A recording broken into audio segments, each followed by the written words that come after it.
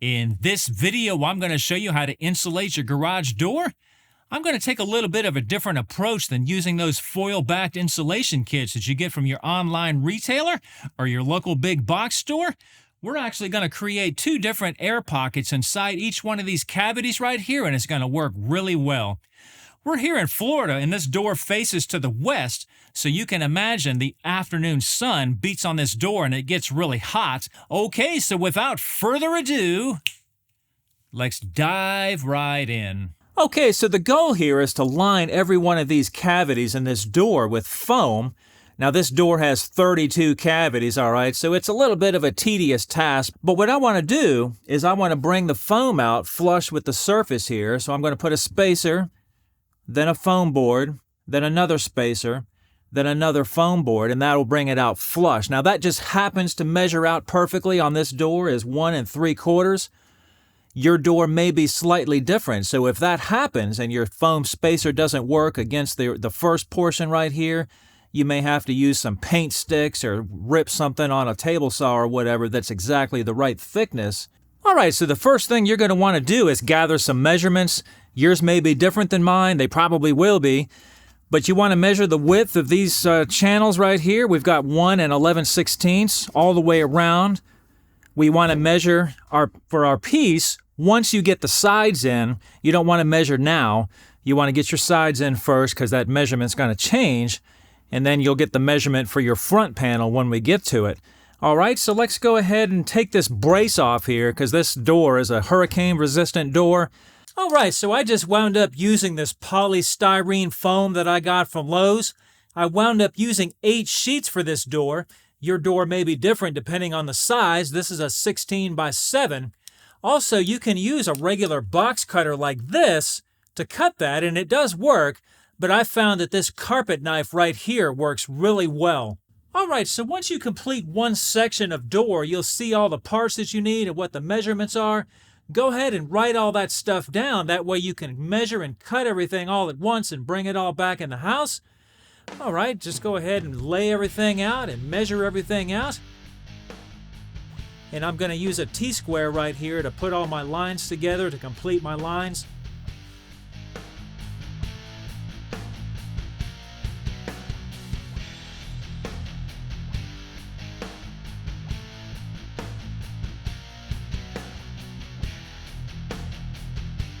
Okay, so go ahead and cut that like a piece of drywall.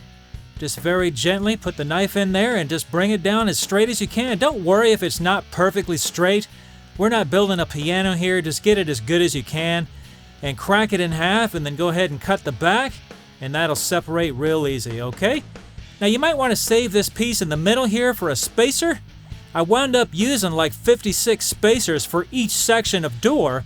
So I took a level and just drew lines. You know, I used the level for a spacer. That gives you a 1-inch space, and that worked really well, okay? All right, so luckily our garage door has some open spaces between all the braces right through here. So we can actually fit in a full 8-foot piece that goes inside this channel right here. I've already put in the top pieces and then one down there as well.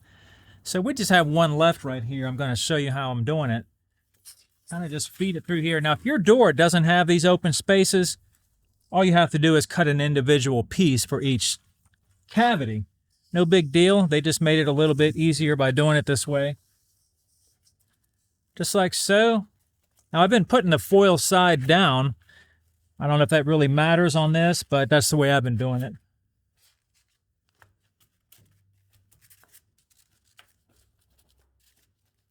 All right, so let's build out one of our cavities right here.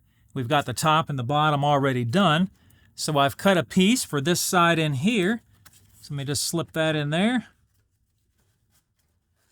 Again, I put the foil side to the metal. All right, so what I need to do is put spacers right here.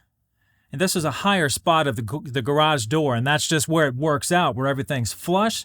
So it worked out perfect. Now you can attach these with foil tape. So I usually use 4 spacers on the inside panel, and I've been using 3 between the panels. And then right here, you'll want to put one here that's a little short, right? That way when your outside panel sits on this, it'll have something flush to sit on right there.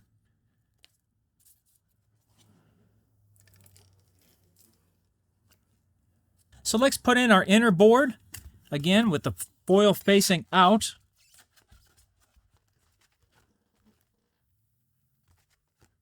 There you go, just like so. And let's go ahead and put in our strips this way. I usually put these this way, and I'm going to glue these because they're not going to want to stay very well. And let's go ahead and put our final piece here. Now this one fits a little loose, so I'm going to use some tape to tack it in place for a minute. Okay, that's pretty good. Let's do another one. All right, so we'll start with our piece over here. I can tell this door is heating up already. Now I didn't mention on the last section there that if you ever think you're going to undo this, use the tape to hold these spacers down. Don't use the glue. I'm using the glue because I'm not going to undo this, okay? It's faster for me, and it's just easier. So just a little tip right there. And remember the one that goes over here is just a little bit short, so we have a surface to sit on. Put our piece in right here.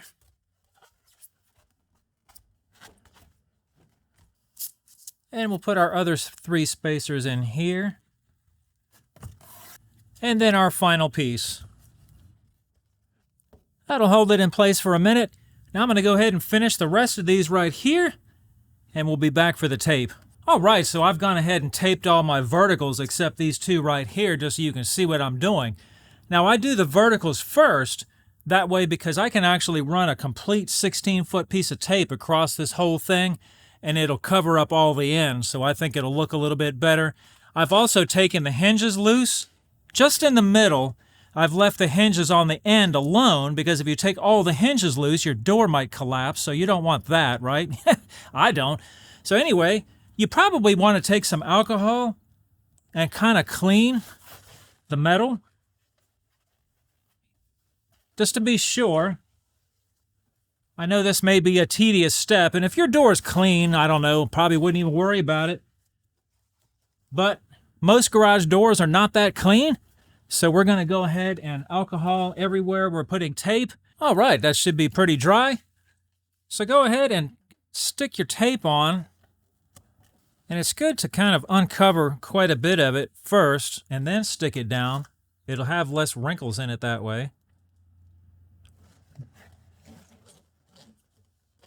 And if you use a knife, it'll cut super easy, right?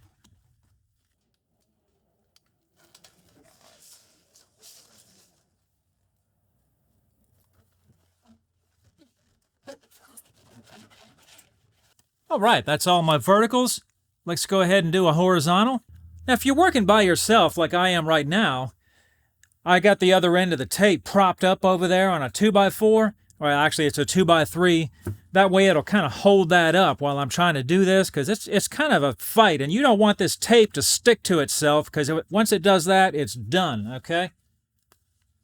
So go ahead and you just peel the paper back. Sometimes it can be difficult to get that started.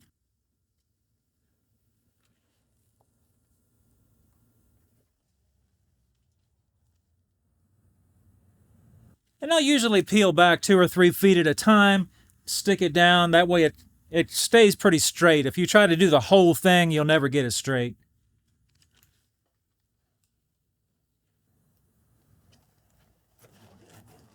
And that's all there is to it. I'm going to go ahead and finish this top, and I'm going to finish the bottom and put that brace, the hurricane brace, back on there, and then we'll be back for some final thoughts and conclusions. All right, so here's a completed shot of the whole job. Looks pretty good, I think. Not too bad at all. So how much did this cost?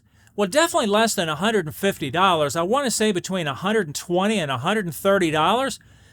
Definitely about the same price as the insulation kits that you get to put on these things, and a lot more work, but I think the end result is going to be better.